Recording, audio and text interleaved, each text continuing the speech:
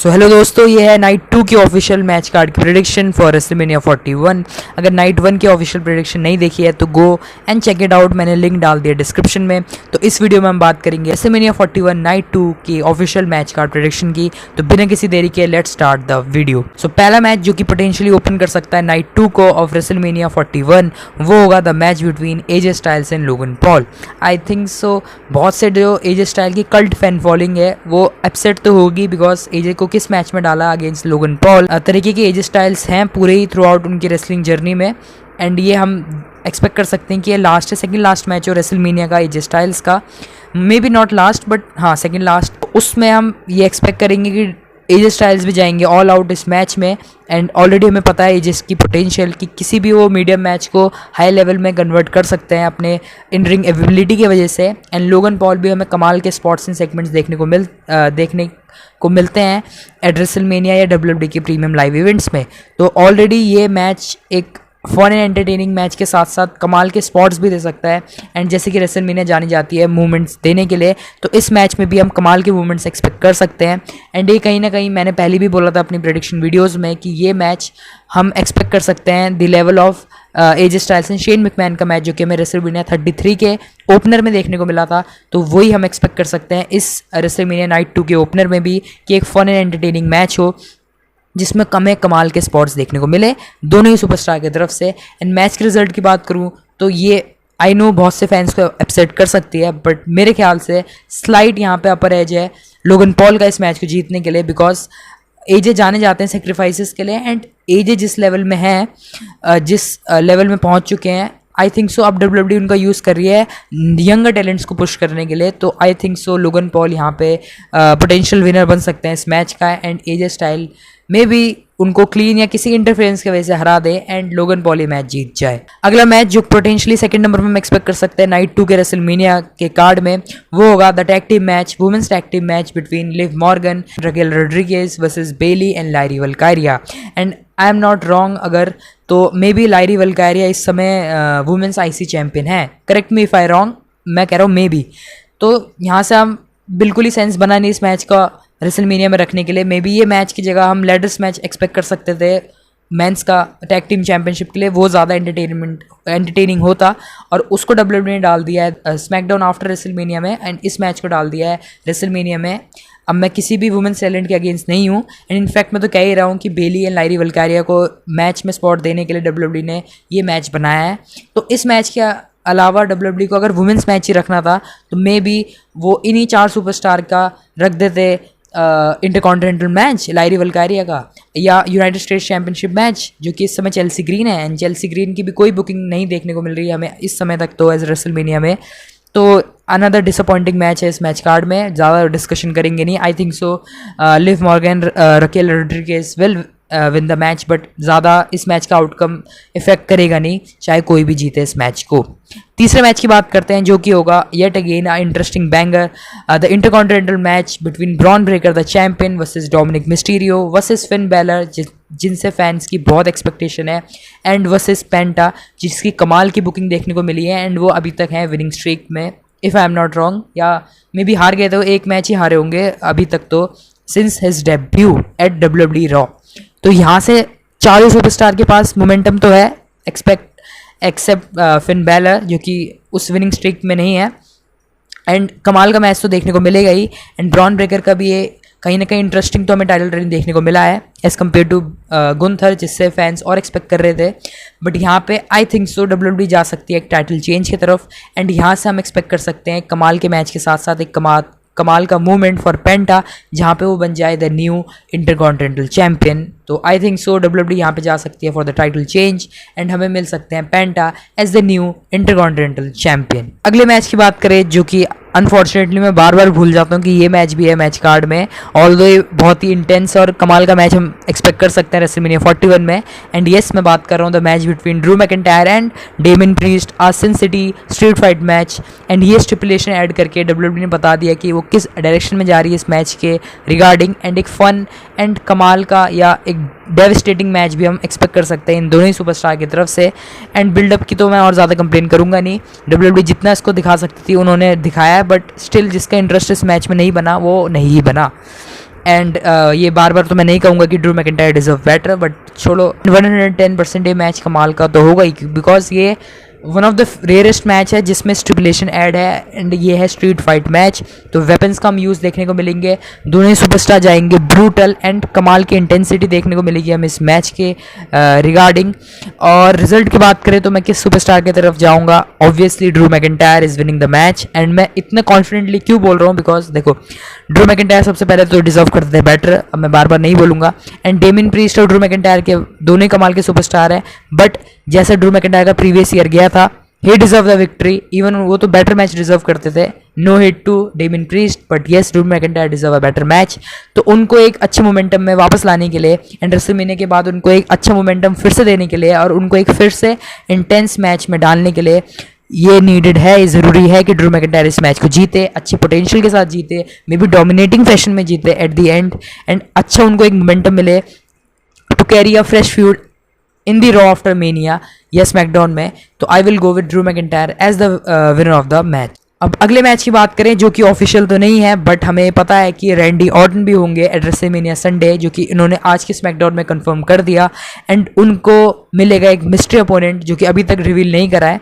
And ये mystery opponent क्यों है तो आप सभी को पता ही होगा दैट उनका जो ऑफिशियल मैच था वो था अगेंस्ट केविन ओवेंस, एंड वो भी एक स्टिपुलेशन वाला मैच हो सकता था और कमाल का मैच हो सकता था, बट अनफॉर्चुनेटली केविन ओवेंस को हो गई नेक में इंजरी, मे बी उनका जो सैमी ज़ेन के साथ मैच था एट रॉयल रंबल वही लेड करा उनको नेक की इंजरी के लिए, एंड अब उनको करानी पड़ी सर्जरी एंड वो मिस कर रहे हैं इस रेसलमेनिया 41 को। तो कौन होगा WWE का रैंडी ऑर्टन का मिस्ट्री अपोनेंट, तो do let me know in the comment box. But अगर मेरी प्रेडिक्शन लेनी हो इस मैच से रिगार्डिंग तो देखो भाई, एज अ फैन मैं चाह रहा हूँ रैंडी ऑर्टन का जो मिस्ट्री अपोनेंट हो वो उन्हीं के ऑरा का सुपरस्टार हो। अब I know that Randy Orton के सिमिलर या उनके ऑरा में बहुत से सुपरस्टार्स हैं, बट अगर मेरे को अपना पर्सनल बायसनेस इस मैच में दिखाना और जो मैं चाहता हूँ कौन होगा जिसे मैं देखना चाहता हूँ as a opponent, mister opponent of Randy Orton, वो आई थिंक सो बहुत से लोग सरप्राइज हो जाएंगे नाम सुन के या बहुत ही आउट ऑफ द बॉक्स हो जाएगा, बट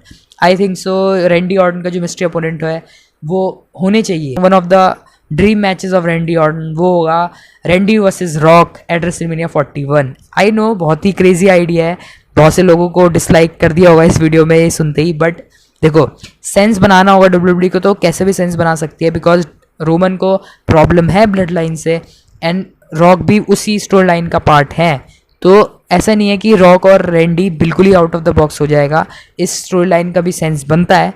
बट ये मैं एज अ पर्सनल बाइस, पर्सनल रैंडी ऑर्टन फैन चाह रहा हूँ कि रॉक या उन्हीं के और का कोई सुपरस्टार हो, बट येस रॉक की इन्वॉल्वमेंट ज़्यादा सेंस बनती है at the main event of this mania, but कहीं से अगर WWE करा देती है तो भाई internet will go crazy and हम एक्सपेक्ट कर सकते थे match between Randy Orton and the rock.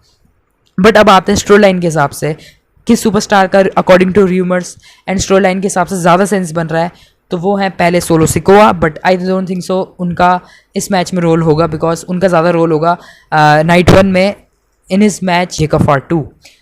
Second जो नाम आ रहा है वो है रूसेफ के फॉर्म में, जो कि WWE में रूसेफ और AEW में पेरू के नाम से जाने जाते थे, तो वो अपना रिटर्न कर सकते हैं और रैंडी को चैलेंज कर सकते हैं। तो रूसेफ वर्सेस रैंडी ऑर्टन, देखो भाई अच्छा मैच तो होगा, बट आई थिंक सो दोनों सुपरस्टार या रूसेफ का रॉ आफ्टर मेनिया डेब्यू करा दो एंड WWE रैंडी को एक बेटर अपोनेंट दे दे, बट इस मैच की भी ज़्यादा चांसेस बन रहे हैं according to rumours in leaks. And एक और मैच जिसके ज़्यादा चांस बन रहे हैं अगेंस्ट रैंडी ऑर्टन वो है the match between Randy Orton and Aleister Black. And जब एलिस्टर ब्लैक WWE में थे तो ये भी one of the dream match था रैंडी ऑर्टन का, या फ्यूचर अपोनेंट्स में से एक थे एलिस्टर ब्लैक, बिकॉज दोनों का ही सिमिलर कैरेक्टर है कहीं ना कहीं, क्योंकि अगर रैंडी भी अपने डार्क फेज में चले जाएँ तो उनका कहीं ना कहीं सिमिलर तो बन जाता है उनका कैरेक्टर टू एलिस्टर ब्लैक। तो ये भी एक कमाल का मैच होगा अगेन, बट ये ज़्यादा सेंस बनाएगा इन हिज अपकमिंग फ्यूड्स, और एलिस्टर ब्लैक या रूसेफ हमें दोनों ही देखने को मिल सकते हैं डेब्यू करते हुए at the Raw after WrestleMania. तो आप किसका चाहते हो the mystery opponent of Randy, और do let me in the comment box. तो यहाँ पे मैंने अपनी फैंटेसी बुकिंग दे दी है, but I think so WWE में भी कोई तीसरा चौथा ही सुपरस्टार ले आएगी, एक सरप्राइज अपोनेंट ही ले आएगी, बट वो भी देखने लायक होगा कि कौन होता है WWE के रैंडी ऑर्टन का mystery opponent at WrestleMania 41 night 2। अब बात करते हैं द सेकंड लास्ट इवेंट या second last match of this match card, जो कि होगा the women's championship match against Rhea Ripley versus Iyo Sky versus Bianca Belair. अब देखो इस फ्यूड की जो बिल्डअप थी वो ऑल्दो तो डिसेंट ही थी, but Naomi and Jade Cargill की ज़्यादा अच्छी लगी मेरे पर्सनल ओपिनियन के हिसाब से बिल्डअप। तो ये अगेन कमाल का मैच तो हम एक्सपेक्ट कर ही रहे हैं, तीनों ही सुपरस्टार टॉप लेवल में ऑपरेट करती हैं। एंड हम सीधा बात करते हैं इस मैच के रिजल्ट की, बिकॉज देखो कमाल के स्पॉट्स तो होंगे ही एंड स्टोरी लाइन की जितनी बात करी जाए वो तो हो ही रखी है, उतना बात करने लायक है भी नहीं बिकॉज वर्बली आर्ग्यूमेंट्स हमें देखने को मिली हैं। बट यहाँ से इंटरेस्टिंग स्पॉट्स एंड मूवमेंट्स हम एक्सपेक्ट कर सकते हैं। पहला मे बी बियांका ब्लेयर का हील टर्न और वो उनको कॉस्ट कर दे, बाकी सुपरस्टार्स को कॉस्ट कर दें, बियांका ब्लेयर हमें जीतते हुए दिख जाएं, बट इसके चांसेस अभी हैं slightly come.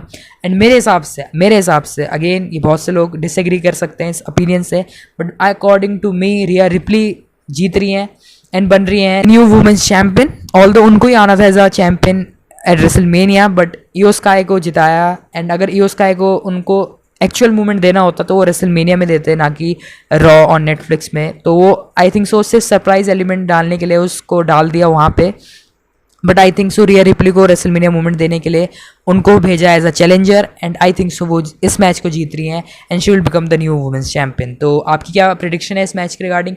Do let me know in the comment box. अब सीधा बात करते हैं the main event of WrestleMania night 2, या कि कहें जो अल्टीमेटली क्लोज करेगा जो एक्चुअल मेन इवेंट है रेसलमेनिया 41 का, the match between John Cena and Cody Rhodes for the undisputed WWE championship. तो अब देखो अब इसको डिटेल में बात करते हैं। ऑल्दो मेरा प्लान था एक डेडिकेटेड वीडियो इस मैच के रिगार्डिंग बनाने का, बिकॉज अब बिल्कुल टाइम बचा नहीं है, कल परसों ही है रेसलमेनिया। तो देखो अब इस मैच के बारे में हम करते हैं थोड़ा डिटेल में बात, इसलिए मैंने अभी तक जल्दी जल्दी इस वीडियो को भगाया एंड मैचेस के बारे में कम कम बात किया, बिकॉज मेरे को इस मैच से रिगार्डिंग करनी थी डिटेल में डिस्कशन आप सभी से। तो देखो सबसे पहले बात करते हैं इस मैच की बिल्डअप की, जो कि स्टार्ट हुआ एट द एलिमिनेशन चेम्बर, जहाँ पे हमें देखने को मिला पहली बार जॉन सीना का official heel turn. And things went on crazy जब जॉन सीना ने अपना पहला प्रोमो दिया as a heel on Monday night Raw on Netflix. And देखो वहाँ से WWE फैंस को वो प्रोमो तो लगा था कमाल का, बट अदर देन रॉक को डालना या रॉक का सेगमेंट को एक्सप्लेन करना या रॉक के अलायंस को समझाना, जॉन सीना ने मेन एड्रेस किया क्राउड को एंड WWE ने भी उसी डायरेक्शन के अराउंड इस स्टोरी को बिल्डअप किया कि कैसे WWE कि कैसे जॉन सीना को दिक्कत हो रही है WWE यूनिवर्स से, WWE फैन से।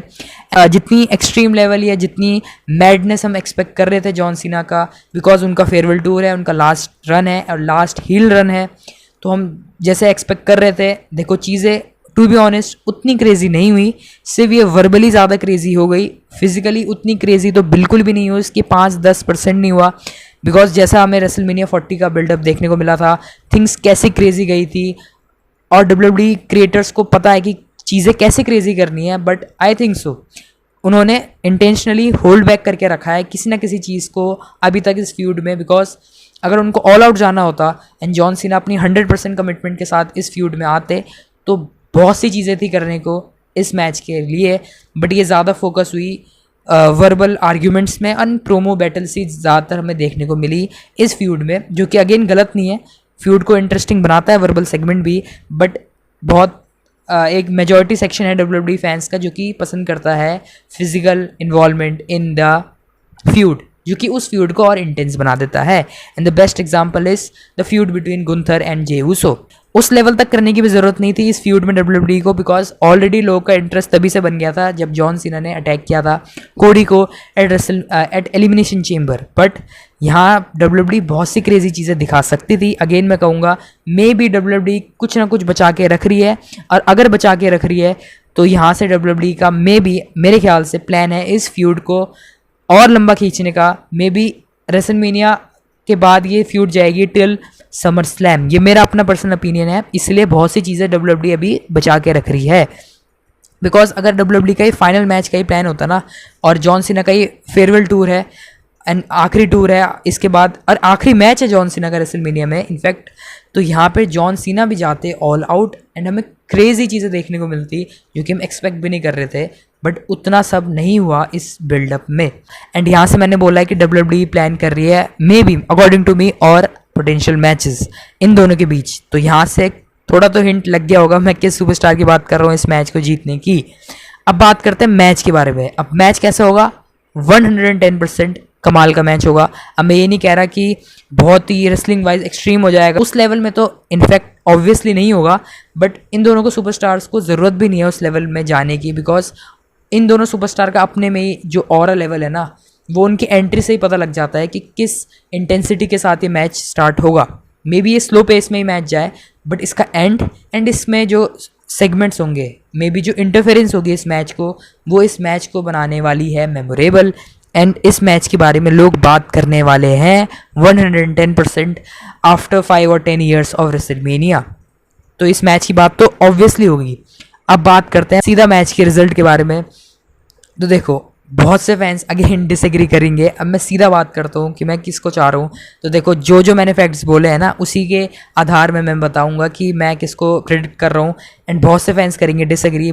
मेरे हिसाब से जो genuinely story line wise sense बनाती है किसका जीतना, वो है, आई think so, Cody Rhodes is winning this match and retaining his undisputed WWE championship. Yes, बहुत से फैंस करेंगे डिसएग्री, कमेंट में आप गालियाँ देना शुरू कर दो। उससे पहले सुनो, देखो, जॉन सीना जिस लेवल के टैलेंट है ना, मैं अगेन बोलूँगा 17 चैंपियनशिप, येस वो आइकॉनिक मूवमेंट होगा 17 टाइम अगर वो जीतते हैं। एंड मेरे को कोई दिक्कत भी नहीं है अगर जीते। एंड WWE कहीं ना कहीं तरीका निकाल ही देगी उनसे कैसे चैंपियनशिप वापस ली जाए एंड कैसे स्टोरी लाइन वाइज सेंस बनाया जाए। बट देखो, जॉन सीना जिस लेवल में अभी तक पहुँच चुके हैं ना, अकॉर्डिंग टू मी 17वीं बार अगर वो चैंपियनशिप नहीं भी जीतते ना, तो उनकी लेगेसी में कोई भी हार्म नहीं होगा। All he need is a decent WrestleMania match, is decent farewell WrestleMania match. And उससे बड़ा कोई चीज़ नहीं होती भाई, लिटरली कोई चीज़ नहीं होती। अब देखो, रेसलमेनिया 40 में हमें देखने को मिला था कोडी का विनिंग मूवमेंट। एंड जब WWE या ट्रिपल एच एरा में हमें देखने को मिलता है कि long term story term planning होती है, ठीक है।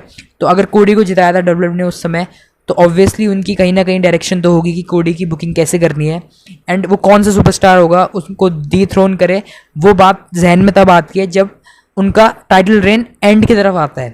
और मेरे ख्याल से ना, क्योंकि रोमन जिस लेवल में ऑपरेट कर रहे थे, 3 साल तक वो चैंपियन थे, और उनको एक ऐसा बंदा थ्रोन करता जिसका चैंपियनशिप रेन उतना तो नहीं बट उसके आसपास तो हो। कोडी का apart from his match against John Cena और 1-2 मैचेस और, उतना अभी तक तो रोमन के लेवल का टाइटल रेन आसपास भी नहीं रहा है कोडी का। तो मेरे ख्याल से WWE अभी और टाइम इन्वेस्ट करेगी कोडी रोड्स में एंड उनका टाइटल रेन जाएगा और लंबा। एंड इतने प्रोफेशनल लेवल में तो जॉन सीना भी हैं कि वो कोडी जैसे यंग टैलेंट्स को, ये जो फ्यूचर है ना WWE का, उसको पुश करने में जॉन सीना को भी कोई दिक्कत नहीं होगी। All he want is a decent WrestleMania match, ठीक है। पहला तो ये हो गया। सेकंड रीज़न जो मैं चाह रहा हूँ, जॉन सीना जीत भी गए, अगेन कोई दिक्कत नहीं है, 17 टाइम वर्ल्ड चैंपियन बनेंगे, ग्रेट मूवमेंट होगी, रेसलमेनिया टॉप स्पॉट मिलेगा उनको, ठीक है, कोई दिक्कत नहीं है। मेमोरेबल बन जाएगी रेसलमेनिया की। इस रेसलमेनिया में WWE ने एक सुपरस्टार जॉन सीना ने जीती थी 17 टाइम वर्ल्ड चैंपियनशिप। बट ये इनका है फेयरवेल टूर और उन्होंने बोला मैं चैंपियनशिप लेके हो जाऊंगा रिटायर। तो ऐसे तो होगा नहीं, जॉन सीना चैंपियनशिप जीतने के बाद दिखेंगे ही नहीं। ऑब्वियसली वो दिखेंगे, ऑब्वियसली उनके मैचेस होंगे, समर स्लैम में तो होगा ही अगर चैंपियन बन जाते हैं, और भी पेपर व्यूज़ में होंगे। एंड बैकलैश का भी WWE ने पोस्टर लाया और उसमें रैंडी ऑर्टन को मेन सुपरस्टार रखा है। तो अगर वो जीत जाते हैं तो obviously Randy and John Cena का भी back in the line WWE के माइंड में होगा मैच कराने का।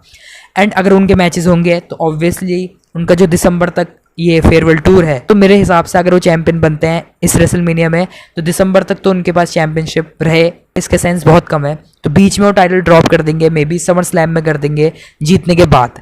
अब आपको अच्छा लगेगा अगर जॉन सीना जीत गए और उनको ऐसे टाइटल ड्रॉप कर दिया 2-3 महीनों में ही, तो क्या वो उनका जीतना ज़्यादा सेंस बनाएगा long term story line wise? मैं कह रहा हूँ सिर्फ वो मूवमेंट देने के लिए बहुत बढ़िया, बहुत मेमोरेबल दे दी।